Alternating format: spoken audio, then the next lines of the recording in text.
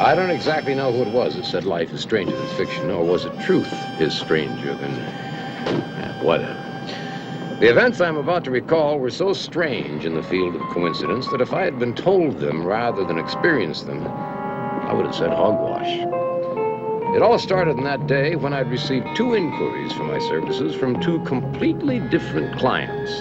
Needless to say, most welcome calls after 3 weeks of sheer nothingness. Did you ever hear of the Harrington kidnapping case? Are you that same Harrington? I didn't know that. It was about 10 years ago. 12 years ago, last January. Do you recall any of the details? Some. There's a little girl, 3 or 4. 3. Only child. He paid a ransom. Very large ransom, as I recall. $250,000. Yeah, and the child was never returned. The police never found any trace of Ellen or her kidnappers. Mr. Ross, that first year, 4 people came up with claims as to Ellen's whereabouts. Second year, there were 3. Each year, somebody has come up to say that they know where our daughter is. All the claims false, of course. And now another one has come up, huh? A woman this time. She claims Ellen is alive. I want you to meet her. All the details are here. Follow her instructions. Get her story. Maybe... it'll probably be like all the others, but see what she has to say. Mr. Harrington, why don't you go to the police? No. Police would mean publicity, photographs, Sunday supplements rehashing the whole story. My wife couldn't take that again. I don't think I could. She's had 2 nervous breakdowns already. Another disappointment might kill her. Margaret, Mr. Ross, the only thing that keeps my wife going is a psychic quack. He calls himself Thaddeus. Thaddeus? Yes. He helps her, so I put up with him. He's trying to make her accept Ellen's death, which is more than a psychiatrist, and I've tried 3, has been able to do. Doctors are handicapped. They can't promise the living to contact the spirits of the dead. This is my home phone number. We're surveying a new oil field, so if you call me, say you're a geologist. Geologist. Well, I can pass for a lot of things. I should be able to pass for a geologist.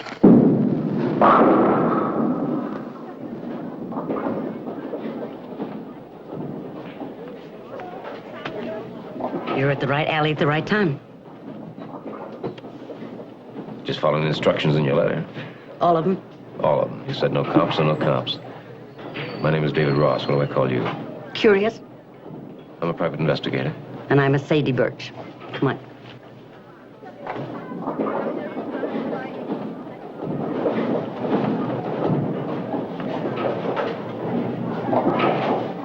Why did Mr. Harrington come with you?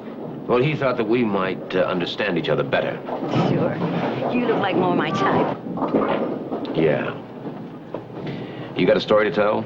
Yeah, one your client will be very glad to hear. You want some coffee? That's all they serve here. Coffee, tea, milk. I sound like an airline hostess, don't I? Sort of. What's your story?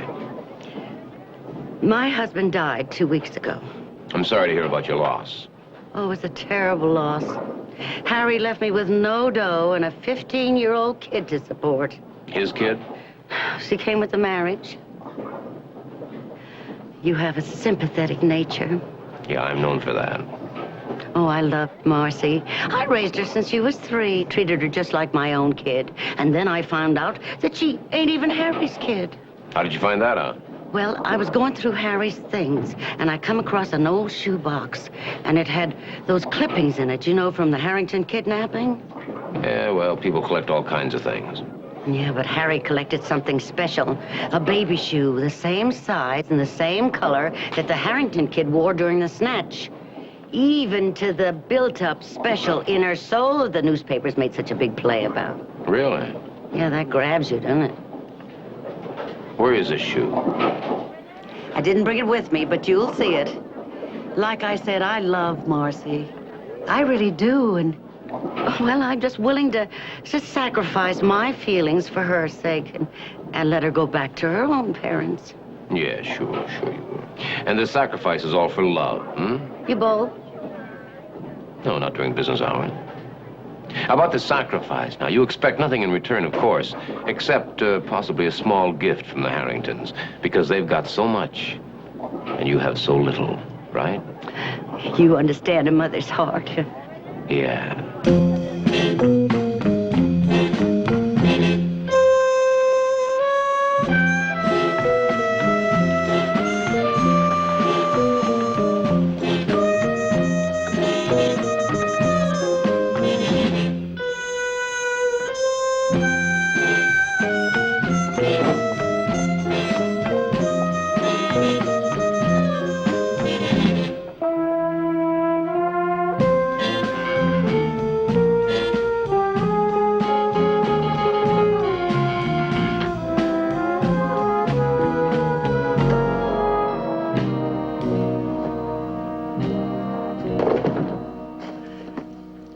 It's not much, but it's our little nest. Marcy's gonna miss her home. And me. Yeah, well, she can dry her tears on all that Harrington money. Money's a good bandage for a broken heart. Yeah, I bleed for you. Where's the girl? I got ahead. I think with it. Harrington might have had the cops tail you and grab the kid. Relax, will you? Relax. Harrington is following your instructions. The cops aren't in on this. Good. Yeah, but you got to produce the girl before I make a report to Harrington. I'm the manager. Handsome. I call the plays. All right, beautiful.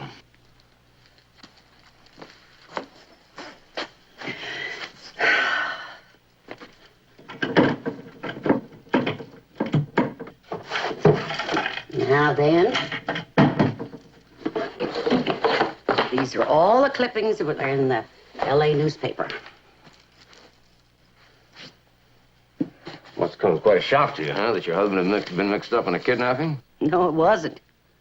If you knew Harry, you'd know he's the only guy in the world that could go in for a kidnapping and wind up with no dough and a kid to support. 250 grand paid, and Harry never got a cent of it. How do you know that? He was living in a dump crummier than this when we got married. And that was less than a year after the kidnapping. No, Harry didn't get any of that loot. Yeah, well, maybe he wasn't the only one in on the heist, huh? Maybe Harry spent all the loot before you met him. Well, there'd be some signs of it.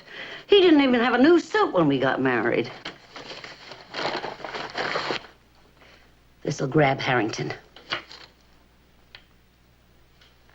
And grab you the brass ring, huh? That's better than the dirty end of the stick. You know, I don't want to be greedy, but I was thinking about 50,000 to begin with. Yeah, well, let's check the merchandise and make sure of that before we talk price, huh?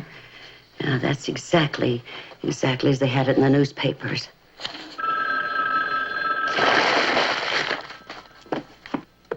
Hello? No, Mrs. Zabrowski, she ain't here. She's on her way. So she missed the bus. Yeah, she knows. Hermosa Beach bus.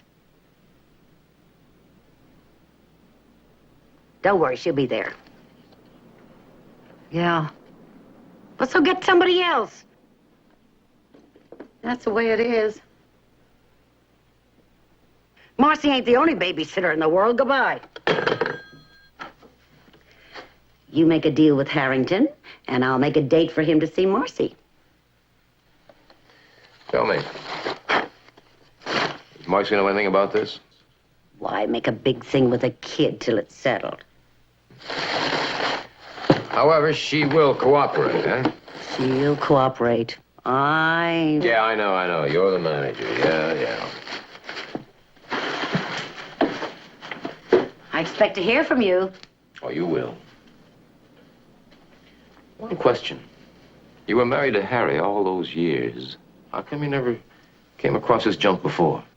A wife doesn't snoop around in her husband's private affairs. It ain't good taste. What was his first wife's name? He never used it. Should I tell you what he called her instead? No, thanks.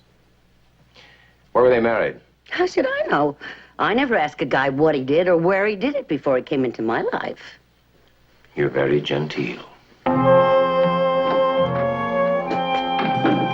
Zabronsky. Huh? 129 South Brill Street. Oh, Marcy, I rang the doorbell out front, but nobody answered, so I came around back. Mrs. Zabronsky isn't home. No, my name's David Ross. I'm an old friend of your father's. Oh, you knew Daddy? Yep. Well, I just got back into town. I got back into L.A. again, and, well, I heard about Harry, about your dad, and, I'm sorry. Thank you. So I heard you were out here in Hermosa Beach. I thought I'd drive out here and see how things were with you. It's nice of you. Guess you liked my father a lot. Yeah, well, I roam around a lot, and I haven't seen him much lately, but he was quite a guy. He was nice. Wasn't home much, but when he was, we used to talk a lot. Yeah, about your problems like old buddies. Mm-hmm. Yeah. Wanted me to learn to be practical, because that's the way the world is, he said. Yeah, that's true. Well, did you learn? I'm not sure. My daddy said ever since I was little, I had a wild imagination. He said it wasn't healthy. He said I always remembered things all wrong, or things that never happened at all. Uh-huh. Like what? It's funny. Ever since I can remember, there was this lady's face. I was sure it was my mother, my real mother, not Sadie. I used to tell my father about her, how real she was in my memory. But he said that wasn't the way my mother looked at all. But no matter how many times he told me I was wrong, I still remembered the lady's face. I still thought she was my mother. What do you think now?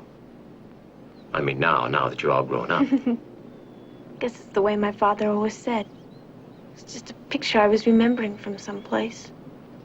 Well, Harry always was practical, you know. I guess he just didn't understand a dreamy kid. So many things I thought were real, Daddy called dreams. You know, it's hard to tell even now what I dreamed and what I remembered. There was one thing Daddy could never explain. Not really. What was that? How could I have the same dream over and over again? Always the same big house with the garden and the fountain with the little boy and the dolphin. That's a big fish. Yeah, I know. Why did I dream about the dolphin so often? Did I see it once? Was it just like Daddy said, my imagination?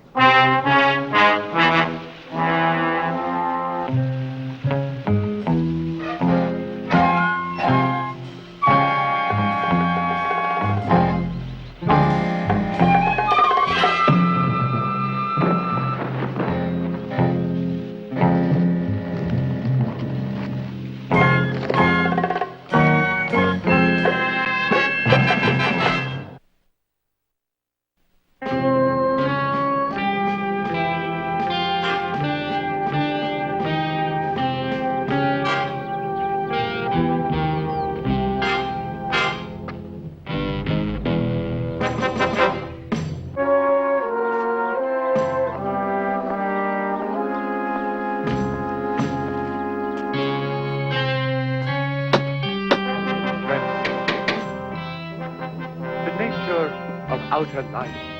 Exactly. Yes? David Ross. To see Mr. Harrington. Your business, sir? I'm a geologist with a headache. Come in, Mr. Ross. Mr. Harrington's expecting you. Would you wait right here, please, sir? Life without the basis of being is like a ship without a rudder. Mystic flame, passivity, psychic transformation. We can talk in there. Beyond reason, to A know meeting of the Society of the Luminous Path. Oh, yeah. life without being. It's like Who's a that? loving hand Thaddeus. fly. Oh, that's Thaddeus. Let us walk He holds the sessions here for the convenience of my wife. remembering that there is no separation.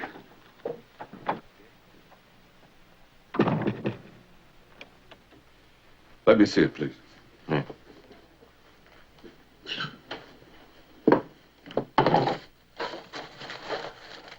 That's right. It's just the clippings. The shoe got away from me. How could the shoe get away? I was cold caught in your driveway. By whom? I didn't see. Who else knew I was bringing the shoe here, Mr. Harrington? I didn't tell anyone. Well, somebody could have listened in when I called you an hour ago. No, that was on my private line. There's no extension. But the child. Tell me about the child. Well, I liked her. She didn't impress me as a conniving type. She was awfully quick to bring up her childhood, though, and talk about it. I didn't have to ask her. She could be in it up to her sweet little chin. You said you had a picture of her. Oh, yeah.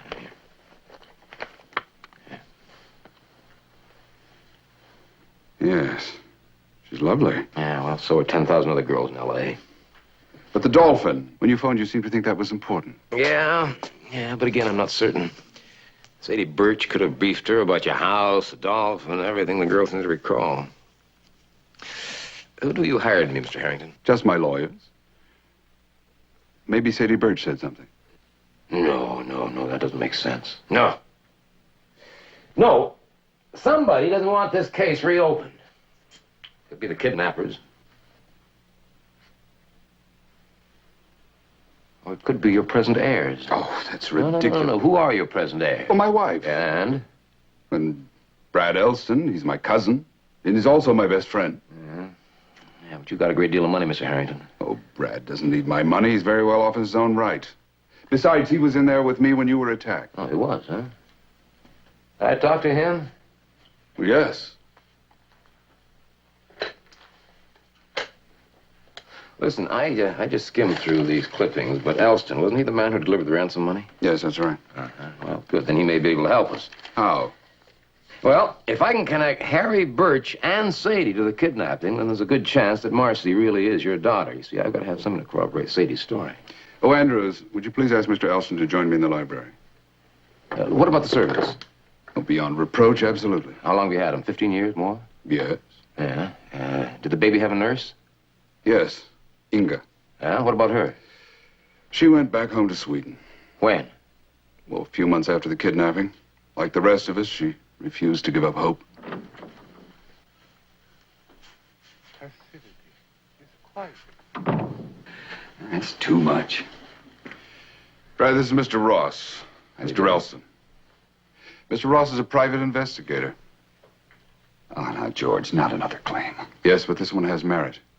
Mr. Ross was given a baby shoe. It fits the description. Well, fine, fine. We'll have the pediatrician check it out.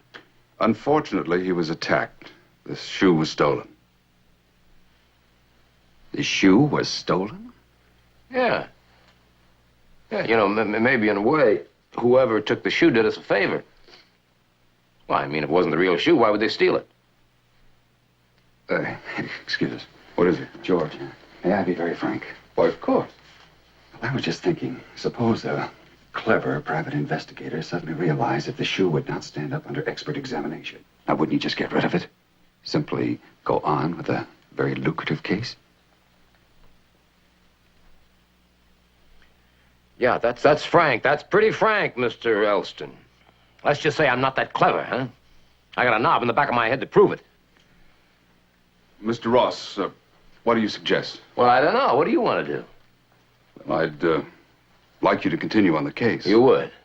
All right, I will. I'll do what any clever private investigator might do.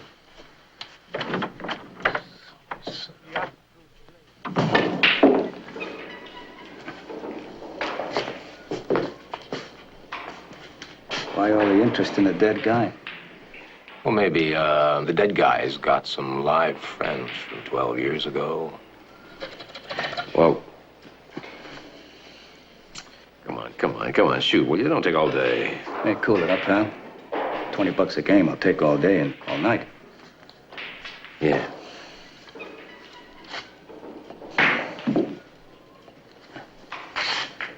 All right. So there's Mike Donovan and Joey Diamond. Now, who else? Harry used to hang around a lot with one guy, Larry Rogers. It was him, Harry Birch, and Sadie. Yeah? And Larry's girl, a Svensk. Man, was she a dish? A Svensk, you mean Swedish? Yeah. Swedish. What was her name, you remember? I don't know. Try Inga. Yeah, that's it, Inga. Is she and Larry still going together? Broke up a long time ago when Larry went to Q. Hey, Ross, why don't you lay off of him? He did his 10. I don't want to give him any trouble. I just want information. I'm so buying. Now, where would I find Larry today?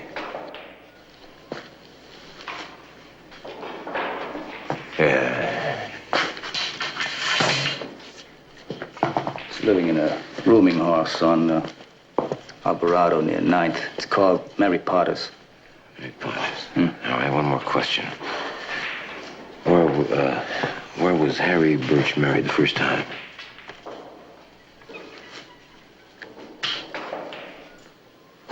Greedy, aren't you? Back in his hometown in Idaho.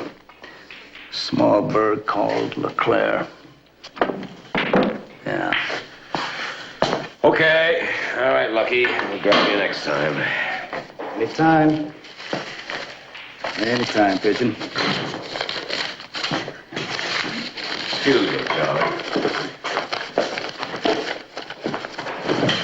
Oh, and don't forget the man on your way out. Loser pays the time.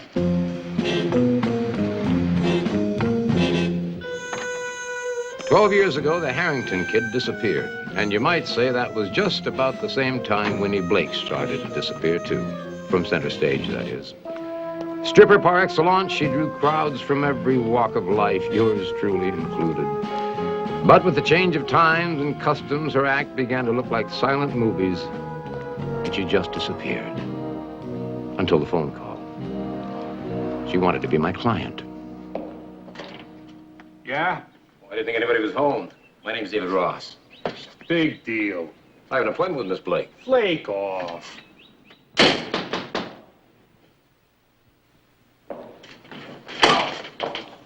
I said I have an appointment with Miss Blake. You brute.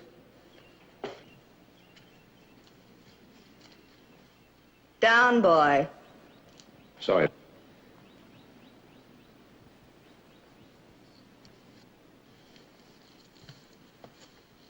You must be Mr. Ross. I'm Winnie Blake. Miss Blake? Winnie. Just Winnie, honey. Winnie? That's Lacey. He used to be quicker. You told me to keep everybody out. How was I supposed to know? So I overslept and forgot to tell you. Big deal. Okay, sweetie. Go pour the witch's brew, hmm? My pleasure. You know, every private investigator I've ever met always looked like a greasy penguin. But you're a doll. How about that? A private detective doll. All right, which brings us back to the subject. Slow and easy, Dave. Never rush anything enjoyable. Oh, all right. Nice little shack, huh? Yeah. I bought it when I quit burlesque and the going was good. All the antiques are real. Including me. That's the cover for Curtain Time magazine. I was 25 then, queen of burlesque. 10 grand a week. That was 20 years ago. Come on, let's have a drink. No, thanks. All right, Winnie, why did you want to hire me? Last night, somebody tried to blow my head off.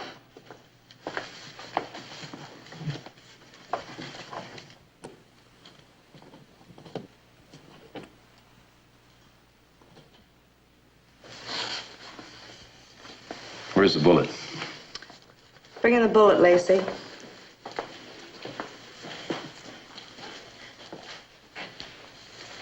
Keep it for ballistics. Yeah, it's a 38, I think. I think you're right. A lot of them around. Even I got one. One what? A 38. You do you? Oh, now, wait a minute, Ross. Did I say anything? Well, if you think I'd shoot her, you're crazy. You are a riot. Lacey tried to shoot me? Well, that's hysterical. I'm his little golden goose. Well, pretty bird, you were sitting right on that couch. You know something, Winnie? Whoever pulled that trigger was not trying to kill you. Wait a minute. I don't get it. From that window, a little old lady from Pasadena with the DTs couldn't have missed you. You trying to say somebody tried to throw her a scare? Yeah. Ah, you're nuts. Okay, Winnie, why would somebody want to scare you? My book? What book? You mean you haven't heard about my book? Get an eyeful, doll.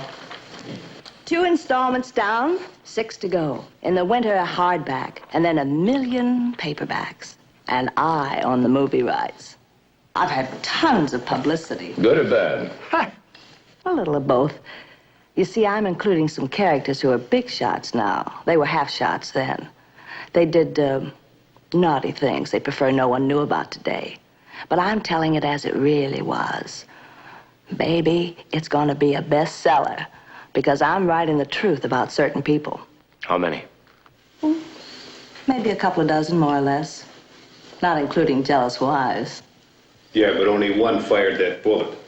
That's right, Lacey. That's right. I want a list of all the people mentioned in your book. Current names and past performances. Well, but that'll take hours of thinking and looking up material and notes. You know, I keep a lot up in my noodle. I gotta narrow them down, Winnie. The suspects. It's after 5, handsome. No dyes. I've got to take a bath and fluff up for tonight. Okay. Give that to the police. So long. Hey, hold it, doll. I need you. I need you.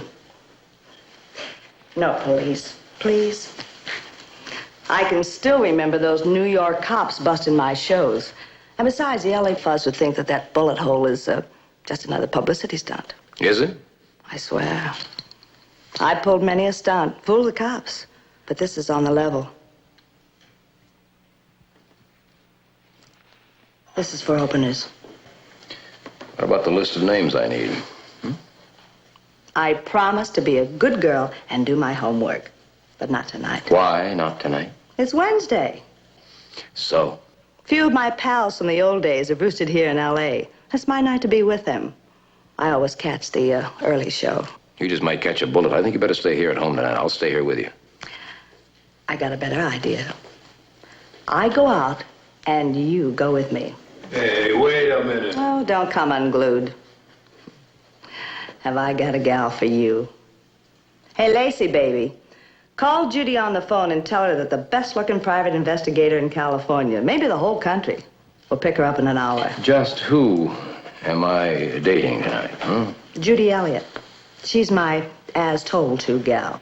You see, I dictate into one of those tape machines, and then she takes the tape and turns my corny words into real writing. Wait till you see her.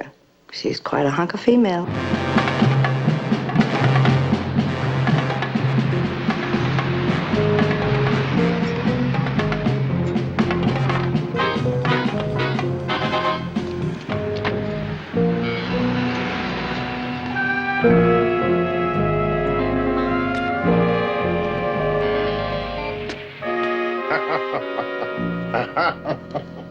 Tell me so I can laugh too, huh?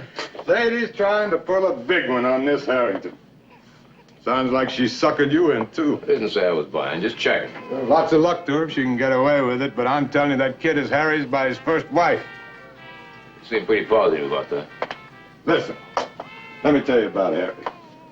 Honest, good-hearted, but just a small-time crook. He never went for a big score in his life. Didn't have the brains or the guts. Well, then why did he keep all those newspaper clippings about the kidnapping? Well, he kept clippings of lots of big hits. Studied them, always talked about pulling off something big, but like I said, no brains, no guts. Yeah, that doesn't explain the baby shoe. Well, could have been his own kid. Harry was a sentimental slob. Or, oh, Sadie bought it secondhand just for Harrington. What about you? Did you have the guts for the big hit? Me? Yeah. Here I am putting Harry down, but I was small time, too. Maybe I had the guts, but not the noodle. Anyhow, that's all changed now. I'm a solid citizen and will be a credit to society. My parole officer told me so. Yeah. Oh, incidentally, what does Inga say? What's an Inga? And Inga is a Swedish girl who worked for the Harringtons. Inga, sure. Inga. Inga. Man, you go back a long time. I didn't know who you were talking about there for a minute. Wonder whatever happened to her. I don't know. Who knows what happens to old girlfriends?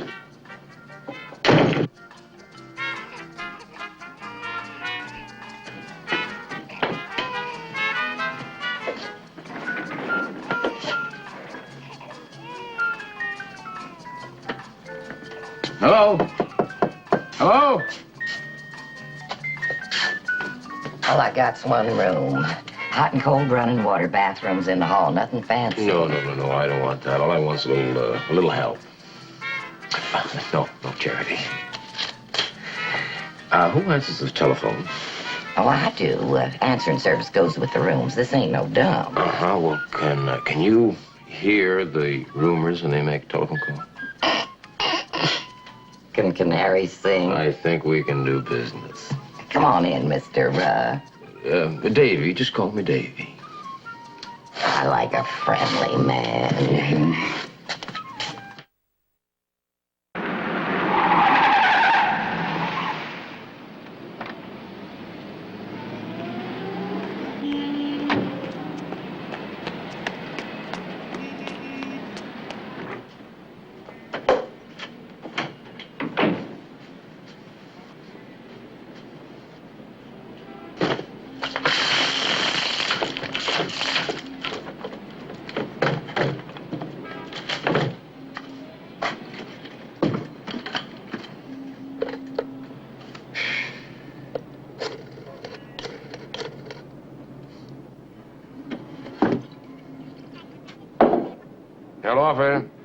want to place a long-distance call person to person to Boise, Idaho, to Mr. William Harden at the Daily Herald.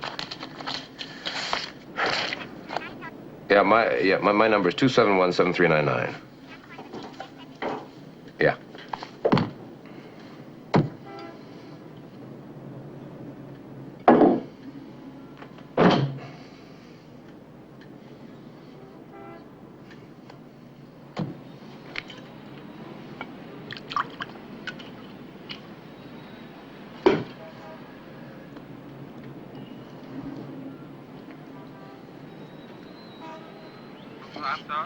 Hey, hello, Bill?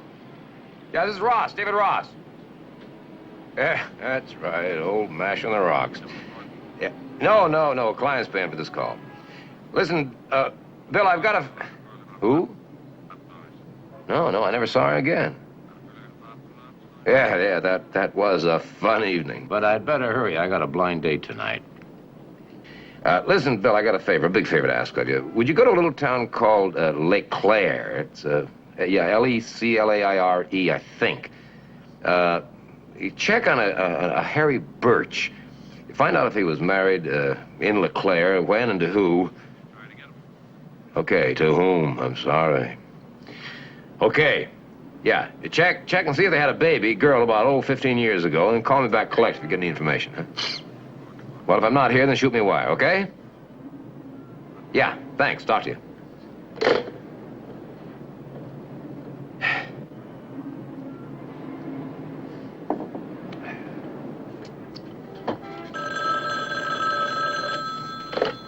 Hello? Yeah? Davy, your man Larry made a call to a Mr. Elston. Honey, you have just earned yourself a bonus. Now, very quietly, tell me what he said.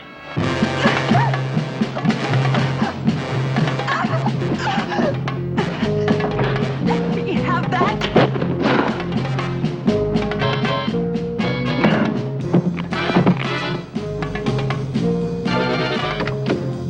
Hey, stop him!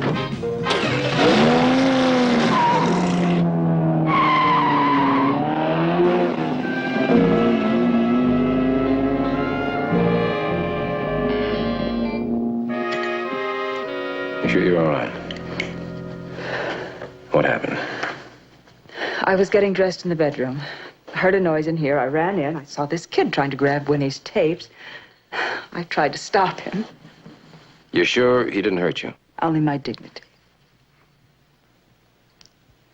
I won't be a minute.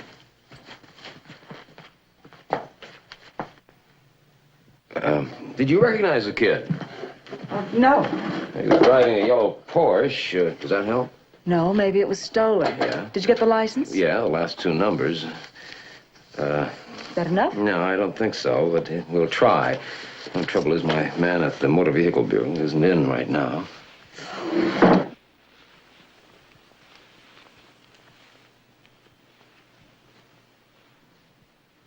Why would a college boy be interested in Winnie's book? Maybe it's required reading. Progressive education. He's going to be very disappointed. Those were last month's tapes describing Winnie's innocent childhood in Omaha. When does the dirt hit the fan? Next month. Uh-huh. Why would a kid who's not even shaving yet be interested in keeping that issue from going to press? It doesn't add up. Would you get that? It's probably Winnie telling me to hurry up. Yeah. Hello? Mr. Ross, may I speak to Miss Elliott?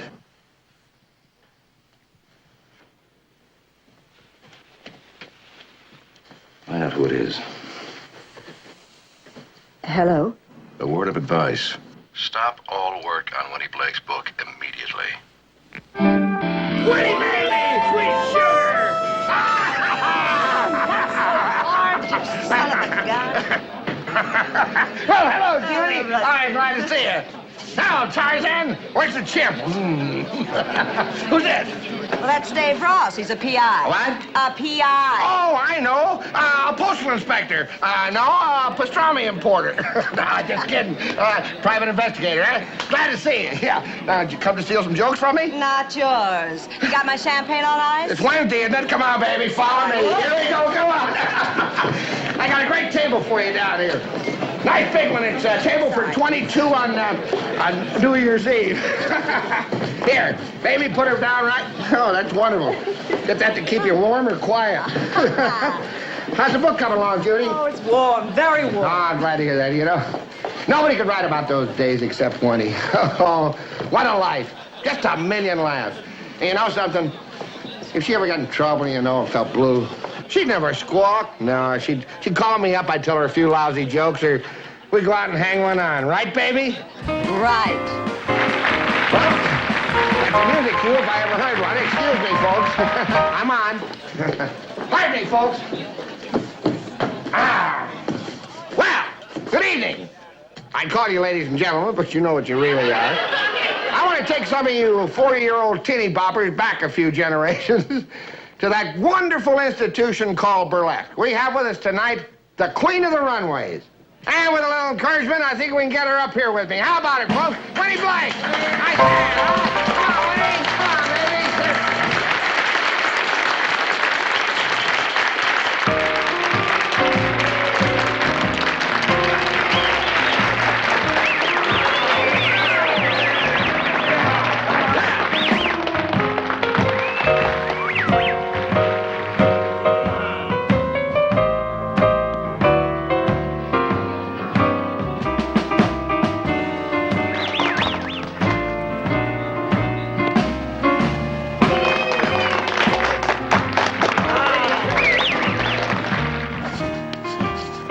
Pardon me, miss, but your motor's running. Well, you didn't start it. Well, let me get it wound up. Set it for 6 o'clock. I'm just a poor little widow with no husband. Honey, your husband's not dead. He's hiding. Now, tell me, miss, how do porcupines make love? Carefully. Very, very carefully. Tell me, do you object to a kiss? Oh, Professor, that's one thing I don't do. Kiss? No. Object. Ba-bum, ba-bum, bum, bum.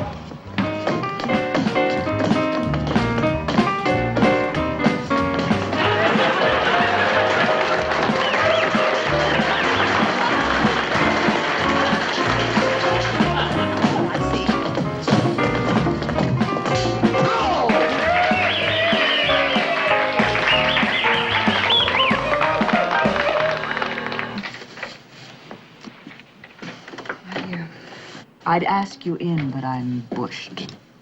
Sure. Lucky door, huh? I don't want you bothered by any more teenage kids. Are all private investigators as nice as you are?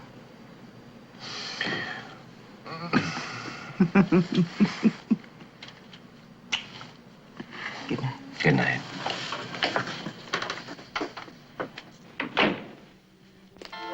Seamus! Somebody wants to see you real bad, like. My wagon's parked over there. Move it!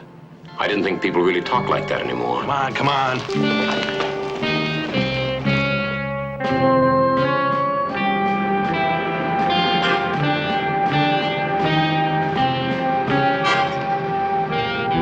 All right, let's get out. Get out.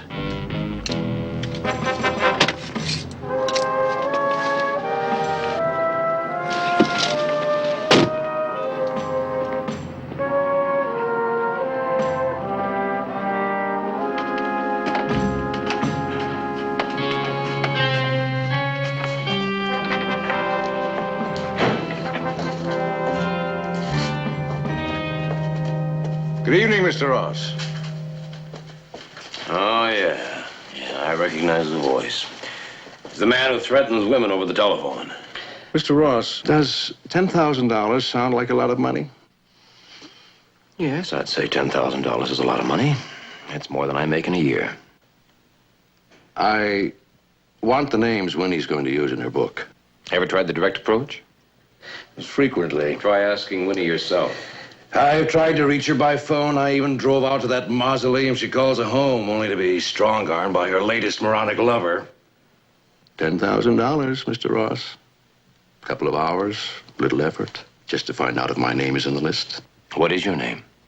Bring me the list. Forget it.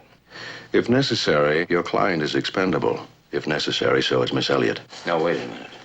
That girl's got nothing to do with it. Winnie's just dictated the early part, the beginnings, the background junk. Perhaps, but I assume without her collaboration, the next deadline won't be met, will it?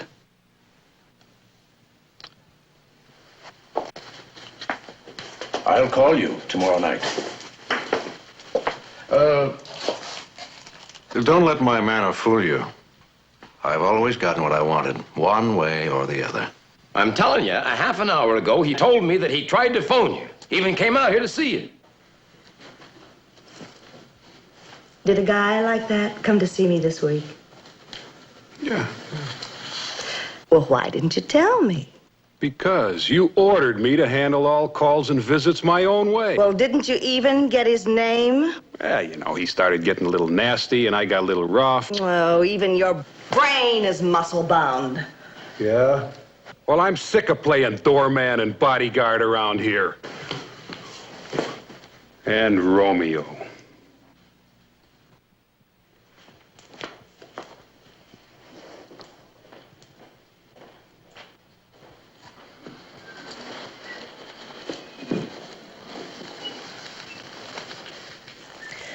Oh, don't mind us. We squabble all the time. Yeah. Well, what, did you do your homework? How about my list of names? I swear. First thing in the morning, I'll go to work on it. Oh, boy. It's, 2:30. Yeah, all right, okay, you need your beauty sleep. Thanks. But tomorrow morning, bright and early, you have that list of... Stay a little while, huh? I never get to sleep till morning anyway. You could stay over. Well, I've got 4 guest rooms. And then I'll feel protected.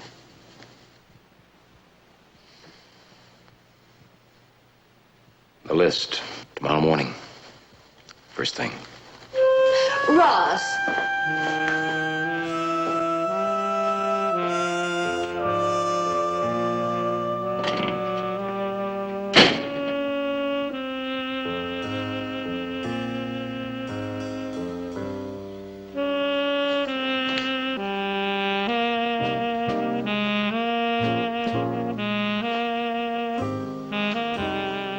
Hey, Lacey? Hey, Lacey! Lacey, honey? Hercules. Can't you hear me? Come on and keep me company, huh? Mama's sorry.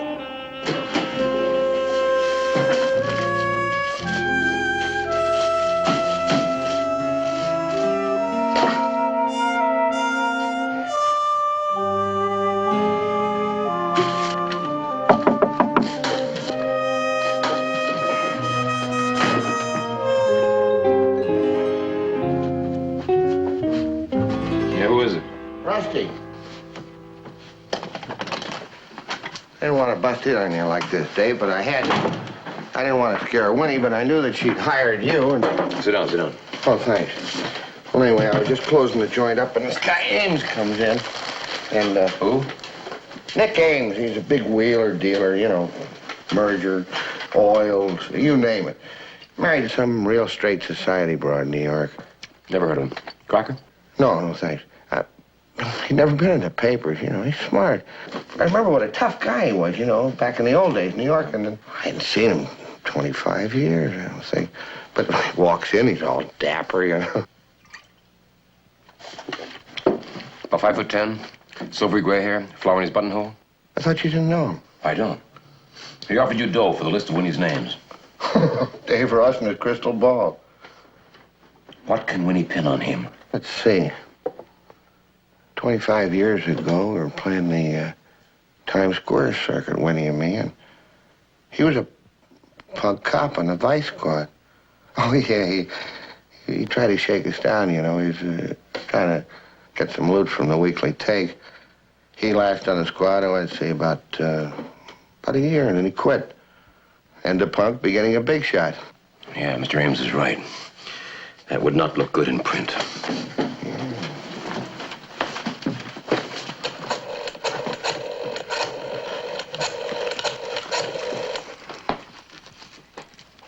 Hello? Yeah, hello. This is David Ross. I want to talk to Winnie. She's sleeping. So wake her up.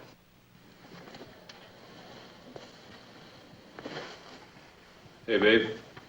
Babe.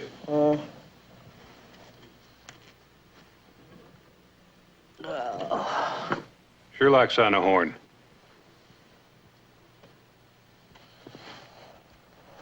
Hello. Yeah, listen, this is David, honey. Hello, Dal. I just want to ask you. Knock it off, huh? Are you using the Nick Ames extortion racket in your book? Well, I never even considered using Nicky Ames. I only got swell memories of that guy. He sure was a good looker. No, I wouldn't louse up Nicky Ames. Yeah. All right, thanks, sweetie. Pleasant dreams. Okay, you too. So? She never even considered using Ames in the book. Great. Yeah, is it? You know she's not going to use Ames. I know it, but Ames doesn't know it. Oh. Can you contact him? No. But he did say he was going to call me. Oh, that's a big help. Keep in touch, Rusty. Well, where are you going? I still got a lot to do before dark.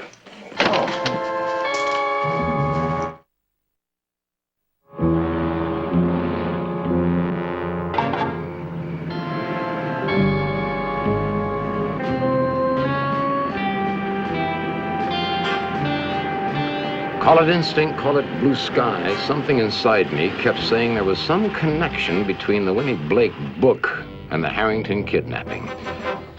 12 years ago, Winnie had to be the consort of every top mobster along the stem. Could be she was going to reveal something in those true confessions of hers that would shed some light on the inside of that Harrington snatch. No proof. No proof at all. Just that same old melody that played over and over again in my mind.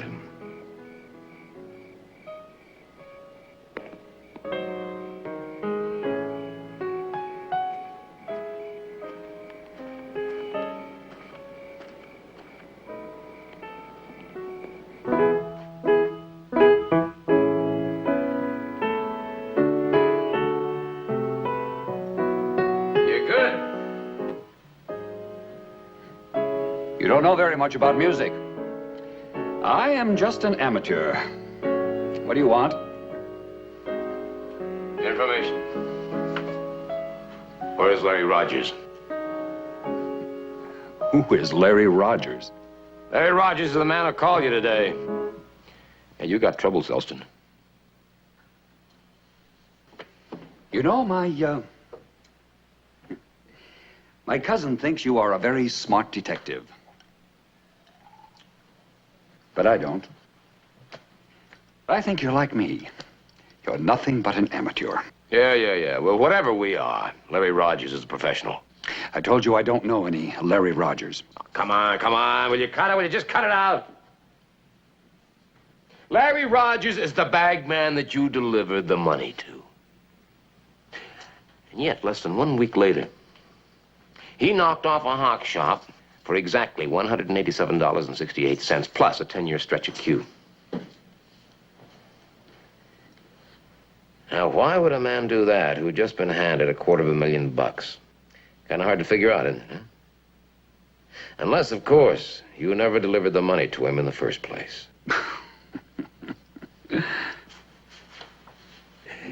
That is absurd. If the kidnappers didn't get the money like you said, How come they didn't contact my cousin again? They were scared. They were afraid it was a trap.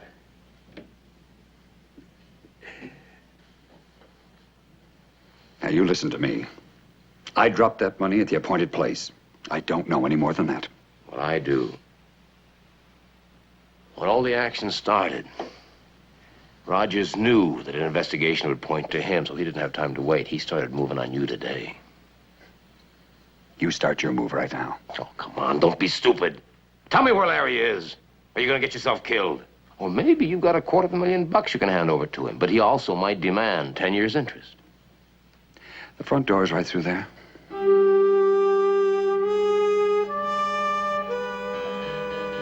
Silly son.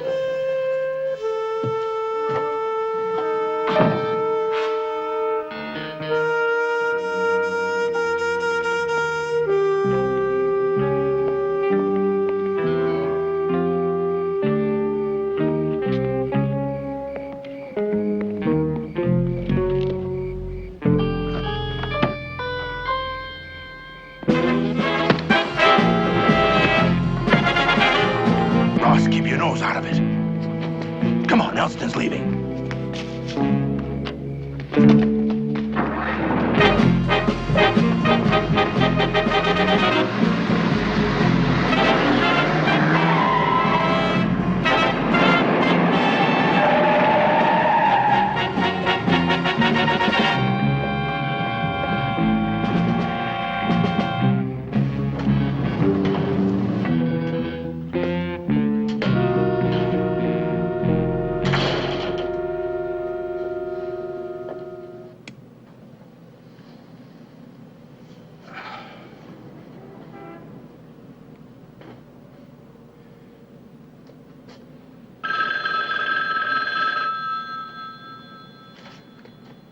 Yeah, hello.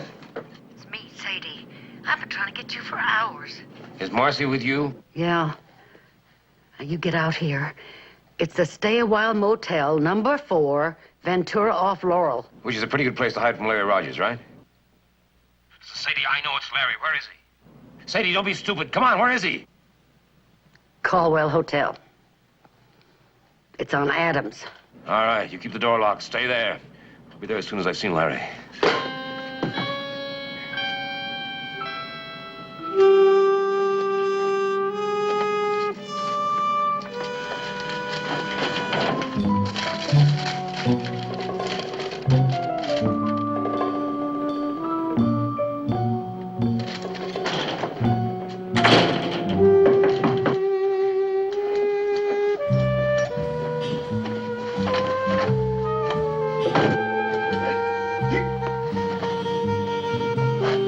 Larry Rogers?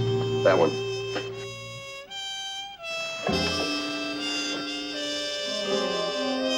Brad Elston.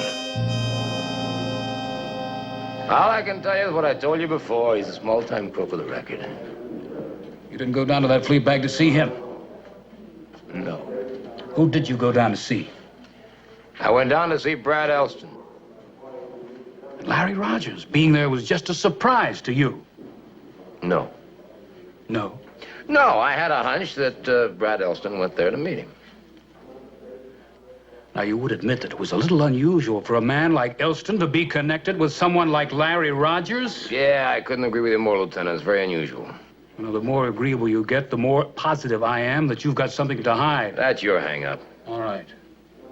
Let's try it another way. How did you know that Elston was on his way down to see Rogers? I had a hunch. Did you know Elston had a gun? No. But I had a hunch. Were you working for Elston? Nope. Who are you working for, Ross? Oh, come on, Lieutenant. That's privileged information. You ought to know that. Ross, I've got a double homicide to solve. Double? That's right. You mean Elston and Larry didn't kill each other? You didn't know. Well, you didn't give me a chance to ask. They both had guns. Neither was fired. You got any ideas? No, I was sure they killed each other. Wow, this is like a blank wall. Here's one wild idea, though. Let's hear it. Well, Larry had a girlfriend a long time ago, a Swedish chick named Inga. Yeah, well, this girl went back to Sweden. She came back after a year. And we watched her for about 5 years after the Harrington kidnapping. And she died. How? A natural death.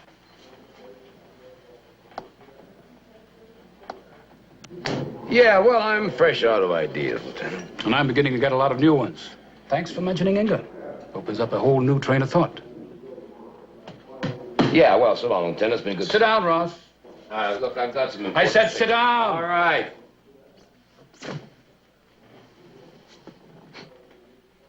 Quite a coincidence. Inga was the Harrington's nursemaid. Harrington's cousin, Elston, delivered the ransom. Larry Rogers was Inga's sweetheart. Yeah, well, if you're interested in those kind of things, I guess it's kind of interesting. Ross, you working for Harrington?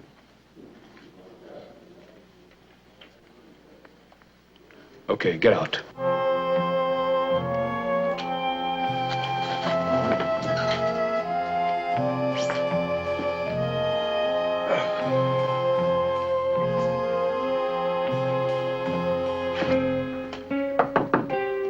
Who is it? Ross. Did you find Larry? Marcy, honey, listen to me. I lied to you. I'm a private investigator. I know. Sadie told me. Yeah, but you were right about the dolphin. You didn't dream it. It's real. What about Larry? Shut up. Did Sadie leave this room at all tonight? No, we've both been here since noon. Hey, what is this?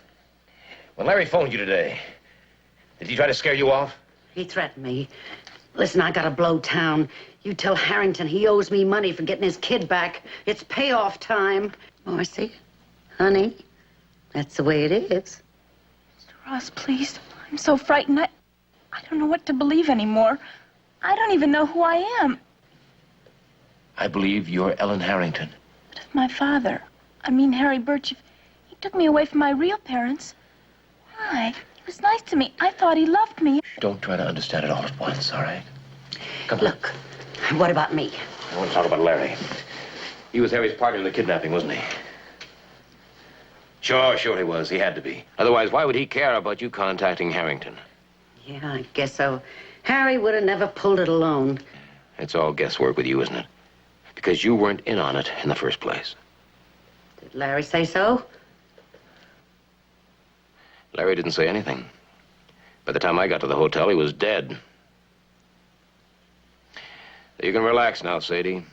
Larry's dead, Harry's dead, Inga's dead. There's nobody left to tie you into it. Come on, Morrissey. I'm going to take you home to the Harringtons. Hey, what about me? You? Oh, you'll get yours, Sadie. My own cousin, I can't believe it. Did he help them plan the kidnapping? No, I don't think he had anything to do with that. I think he just stole the ransom money. He could have taken her life. Yeah. But they didn't. Well, you've got your daughter back now, I think. I can't give you 100% guarantee, however. Harry Birch came from Idaho, a small town called LeClaire. I had a man out there check it out. There is a record of a marriage and the subsequent death of the woman. But no record of a child from that marriage. No. If there had been a child. Well, then there would be serious doubt. But as it is... When Andrews let you in today, she seemed like such a frightened little thing. Well, she's had her whole life turned upside down today, Mr. Harrington. You can hardly blame her for that. What about your wife? I haven't heard Margaret laugh like that in years.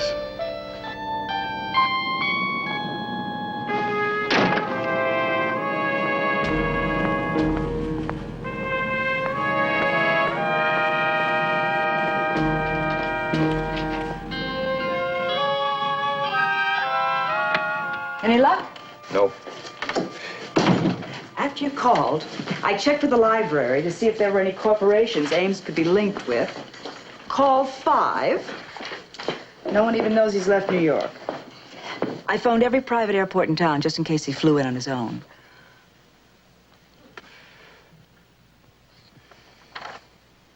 Winnie's taping a chapter today, so I have some time off. Good. Only fair. I have to see Mrs. Forrester tonight. You know, she wants me to write an article on her new hospital project. You know, David, the Mrs. Byron Forrester. She gives a fortune to charity. What was Lacey doing here? He was trying to romance me. Oh? I laughed at him, brought down his blood pressure, and sent him back to Winnie. Uh-huh. Don't you believe me? How many names does Lacey know? What names? From Winnie's past. How should I know? You know most of them. How many did you give to Lacey?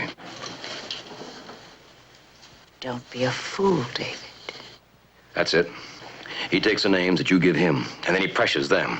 Blackmail. You get out of here! What are you? I'm suspicious. I'd suspect my own mother. If I knew who she was. Sit down. Oh, you get lost. You wake me up at 5 o'clock in the morning. I spent the entire day trying to track down Ames to keep Winnie alive. That's your job. Sure, I did it for you. Doesn't anybody care that I'm in danger? I care. Listen, I'm sticking to this job to protect you. I don't want you to get hurt because of Winnie. As for Lacey, well, I'm tired and tense. Jealous? Of Lacey? Oh, you're tired. You kook.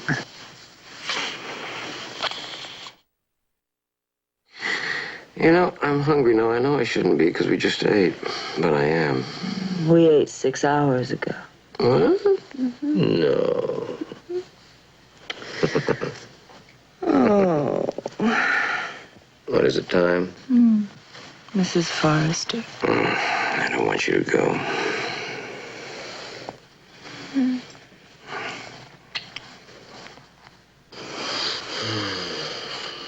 David, are you worried? No, I'm just juggling in the dark. Somewhere out there is a kid in the old sports car. I wonder what he's up to. And then there's our friend Ames. I wonder how many other guys like Ames there are.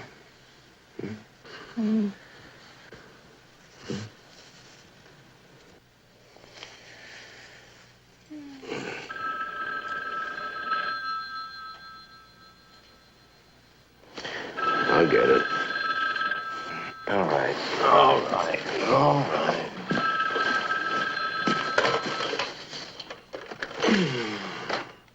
Hello? Hello. Aha! The master sleuth. It's Winnie. And what are you doing over there? Don't answer if it incriminates you. It won't.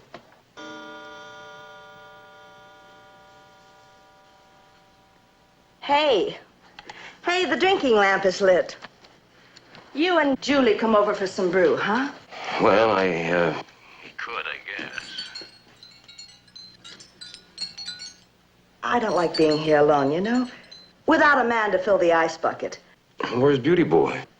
He's at the gym admiring his muscles. What about the list, honey? I'll start taping it right now. Promise? Promise. And by the time you and Judy get over here and have a couple of drinky poos, I'll be done. Okay. That's a good girl. We'll be right over. Dave.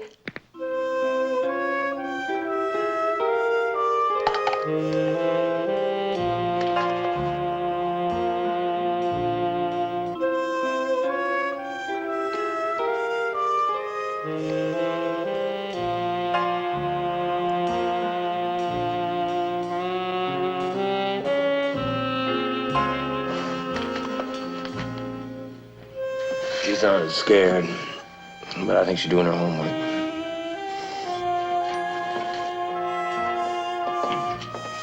Winnie?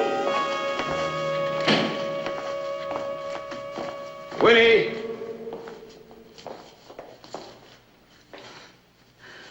Maybe she's up in her bedroom. Let's go, quick. This way?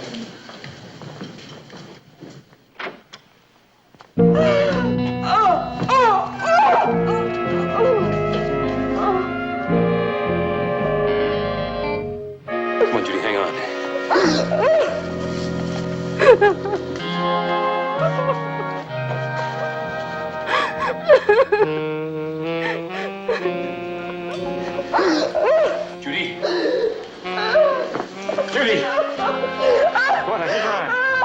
Stay with me, kid. Hang on, I need you. Judy! Are you all right? Come on, kid, I need you. All right? That machine was going. She was talking into it. I gotta hear what it says, but I don't want my prints on it. Will you turn it on? Come on. Come on, honey, come on.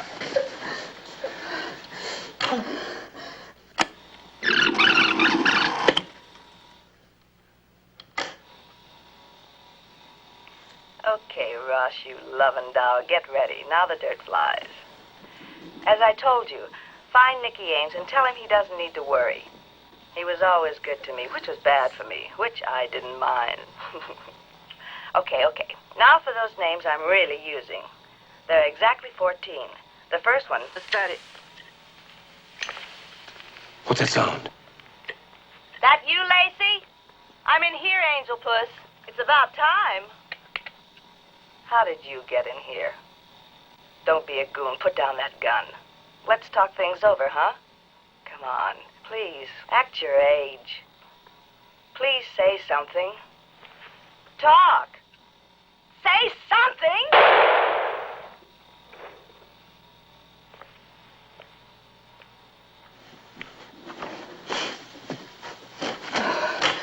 That's all. It's clean. Listen, I've got to hear this again, but I haven't got time. I need a copy, Julie. Let's get out of here. Can you make me a copy? Take that No, one. I've got to leave this one for the police. Can you make me a copy? Yes. Oh, fast? Yes. Well, then do it.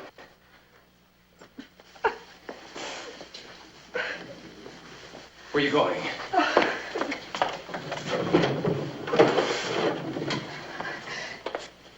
She bought this for the car to drive around town.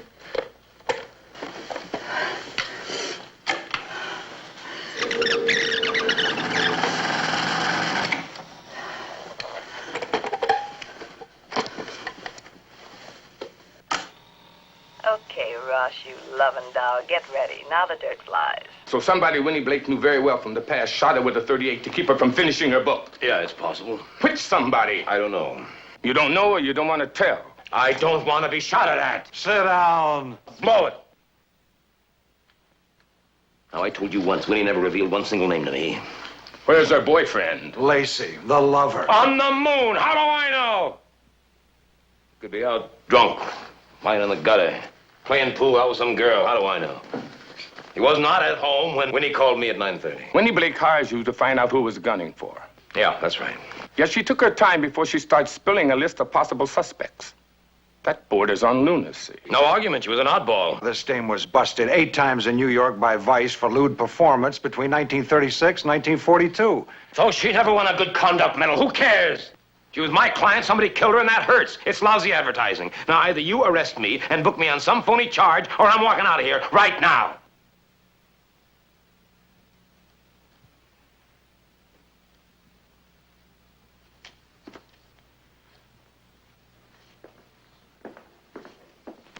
Dave, I've been looking for you everywhere. Oh, I yeah. thought you were here. What would you find on that Porsche? Who owns it? Hey, now, it's not that easy. 2 numbers doesn't narrow it down all the way. Here's the list of possibles. Yeah, thanks. Forrester.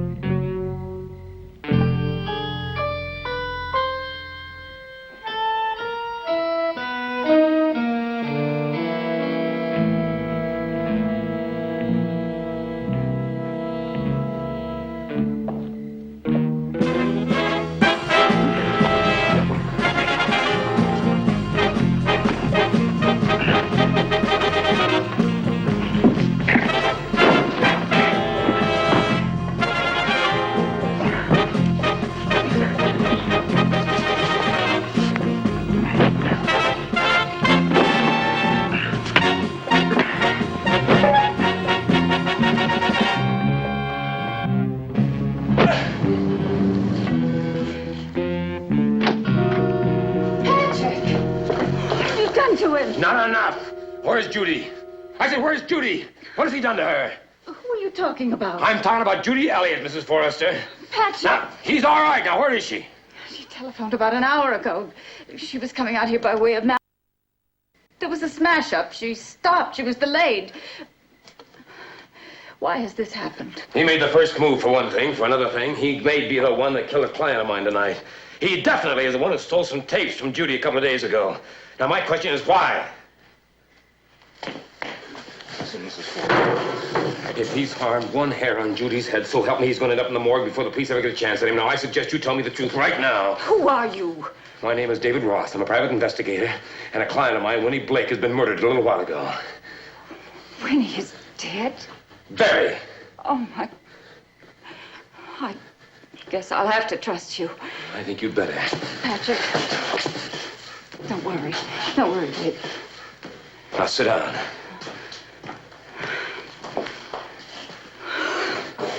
How to begin?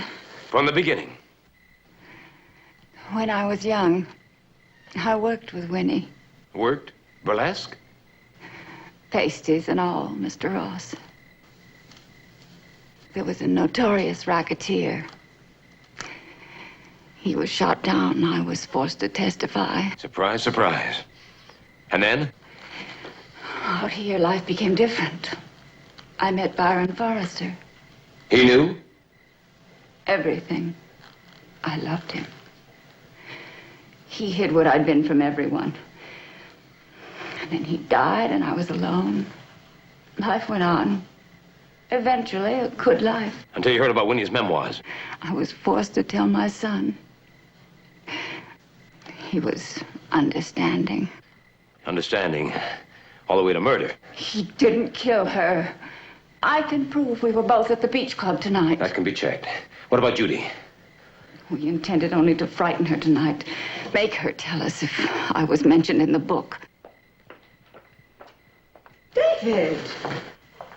Your houseboy let me in. I heard voices. Come on, let's get out of here. Why? What? Mrs. Forrester? Oh, it's all right. Mr. Ross will explain. I'm sorry there never was any assignment. Come on. You better go. Come on, let's get out of here. Listen, Mrs. Forrester. For your sake, I hope you're telling the truth. I hope.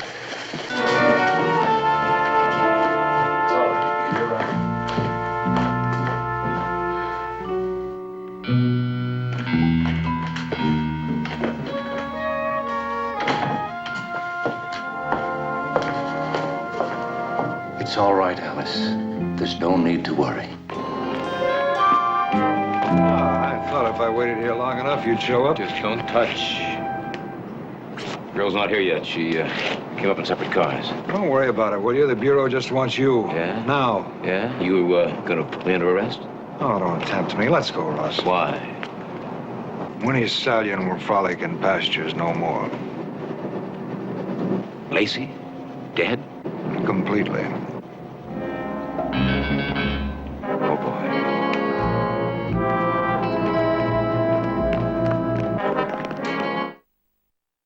The coroner states he was killed early this morning and then dropped into Topanga Canyon.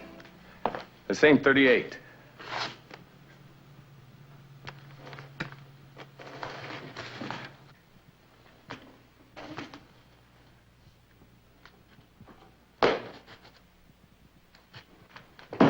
Why was he killed?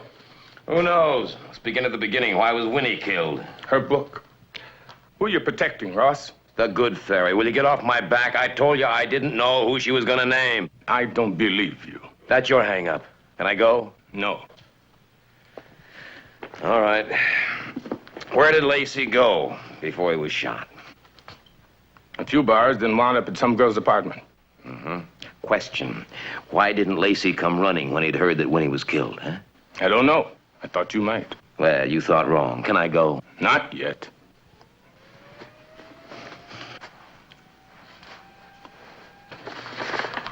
We found something clutched in Lacey's hand.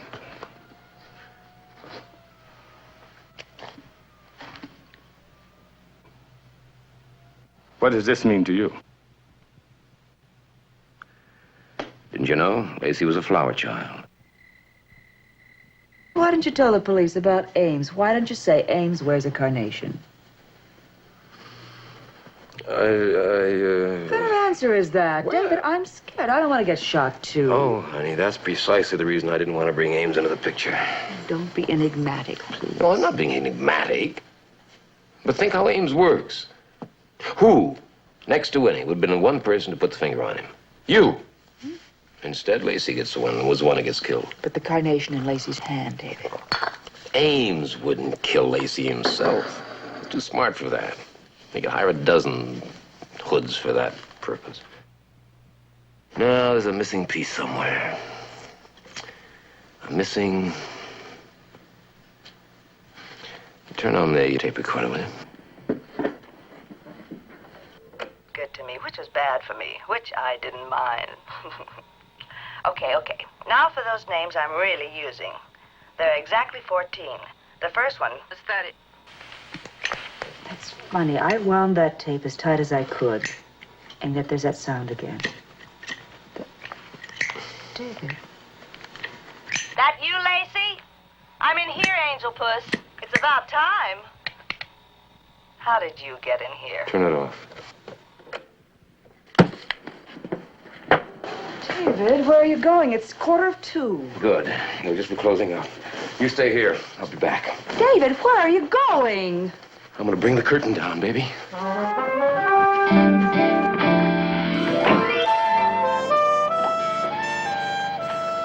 Must have second sight. I was gonna call you in the morning. Buy a drink, pal? Yeah, bourbon. Just fixing to close up.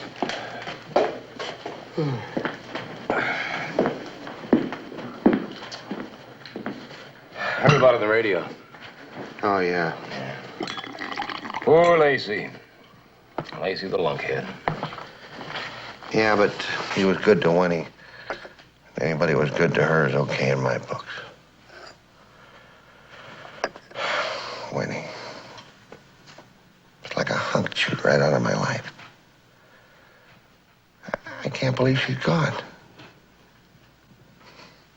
All because of a stinking book. That's what you think it was, huh? The book?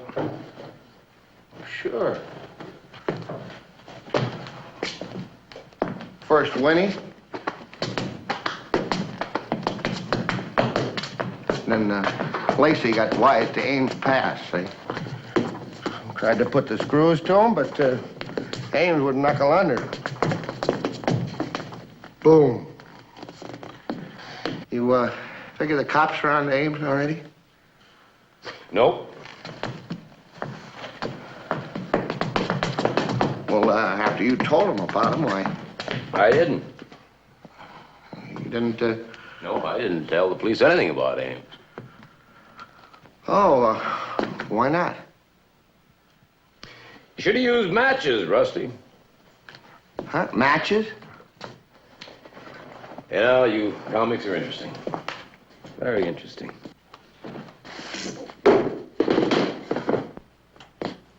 I guess there are first rate, second rate, all the way down to fifth rate comics, right? Right. I guess a fifth rate comic is just some guy who couldn't make it. No class, no style. Am I getting close? Close. Like you, Rusty? No style, no class. Fifth rate.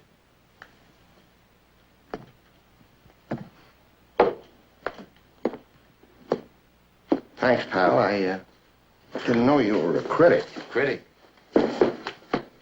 Oh, no, not me. No, but I've been around long enough to know the difference between a good show and a bad show. It's like that last performance of yours. What are you talking about? You just didn't pull it off, kid. What? Trying to make everybody think that somebody wanted to kill Winnie because of her book. That was, what do you call it? A good routine? And putting that slug in Winnie's living room wall, that was class. That showed real class. But when you tried to make me think that Ames was the killer so that I'd sell him to the police, oh, buddy, come on. Now, that's when your act fell apart, boy. Dave, are you sick in the head? And then that stick. Stick? Shtick. Shtick, yeah. That shtick that you used, like when you put the red carnation into Lacey's hand. Oh, boy, that had no taste to it at all. It was corn, pure corn. Rusty, you are fifth rate. The funny thing is, though, it would have worked. All of it. It would have all worked, except for one thing. Winnie's tape recorder. And that stupid lighter of yours. Click, click, click. Winnie.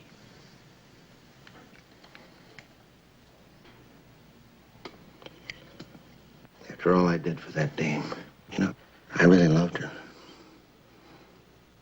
Hell, I was her first husband. You hear me? Hmm? I was her first husband until she dumped me.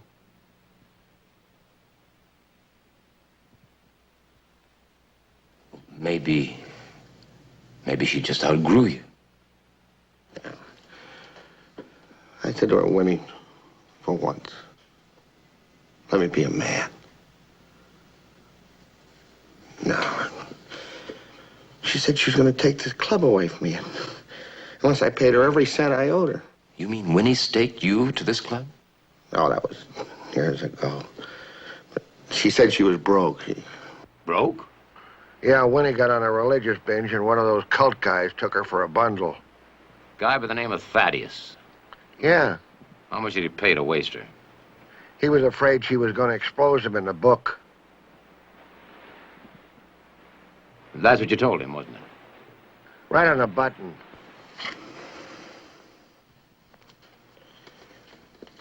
Yeah. Winnie. Always needed money for things like Lacey. Two-bit hunk of beef. Threatened me. Told me he was going to tell the cops that I was out at Winnie's unless I paid him off. Pay him off? I'm flat broke.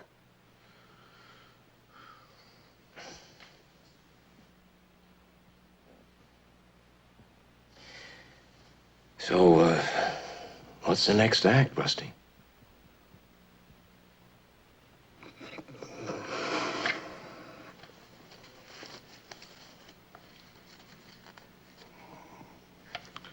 This.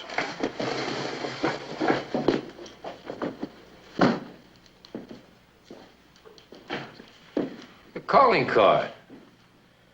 Nicholas Ames. Cops are going to find it in your pocket. But Dave, you're going to be dead.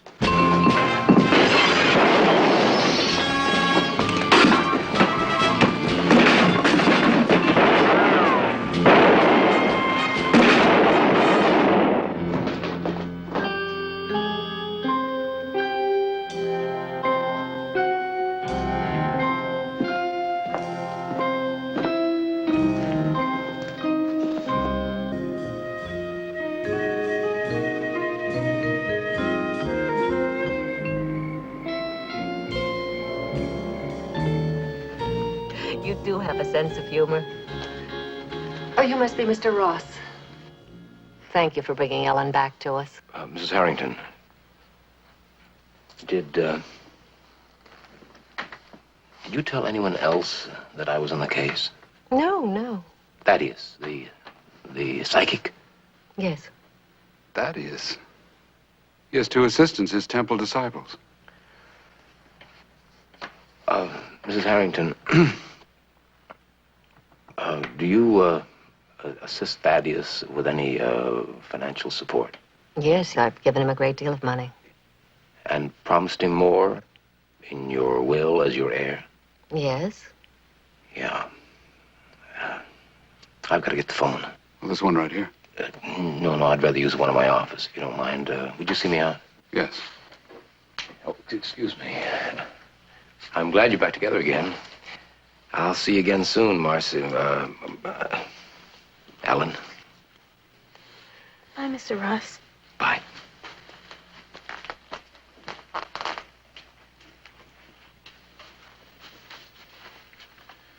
You think Thaddeus did it? Well, who else? Wouldn't Ellen have been the logical target? Of course, but they couldn't find her. They followed me to Elston's house, and then they followed Elston down to Larry's hotel. They killed Larry because he was the only one who could back up Sadie's story. What about Brad? Yeah, what about Brad? Was he always wealthy? Well, yes, he had a little setback in the stock market a little while ago. Don't tell me, about 13 years ago? Yes, but it was just a small difficulty. It happens to all of us. Small difficulty that was fixed by stealing $250,000. My wife mustn't know about Brad. She doesn't even know he's dead yet, but she'll have to know eventually. Right now, her only interest is Ellen. Tell me, how do you feel about the kid?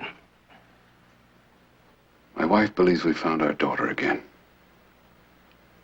I'm willing to believe it, too. Okay. I don't know how to thank you. Shall I pay you now? No. Tomorrow. Good night, Mr. Harris. Good night. Tomorrow. Well, that about ties it up, then. Once you poison Blue, pick up Sadie. If you can't make the kidnapping stick, you've always got her on attempted extortion. Yeah. No, Lieutenant, no. Come on, I'll fill in the blank spaces for you tomorrow. I'm bushed. Good night.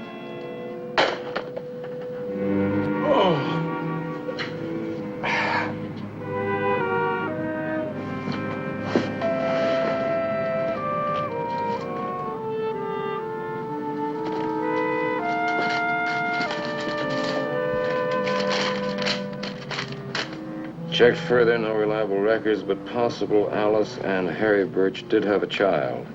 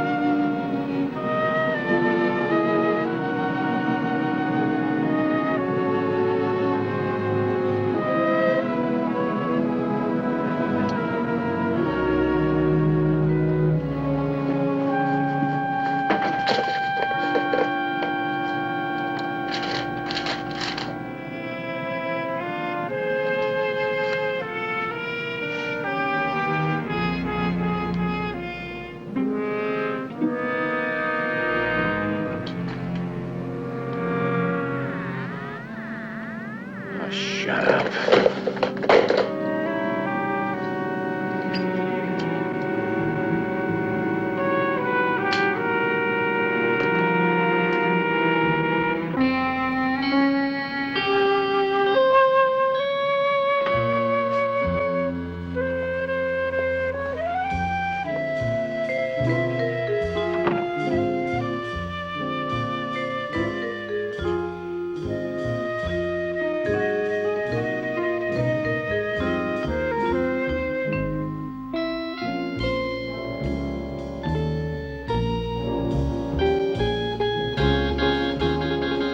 If you don't wake me when you come in, I'll kill you. P.S. Thanks for saving my life.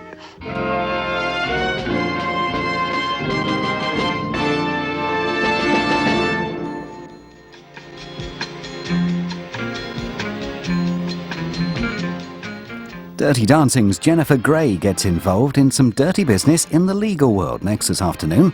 A colleague's murder leaves no shortage of suspects, and her efforts to nail the killer leave her wondering just who she can trust. A case for murder follows shortly on 5.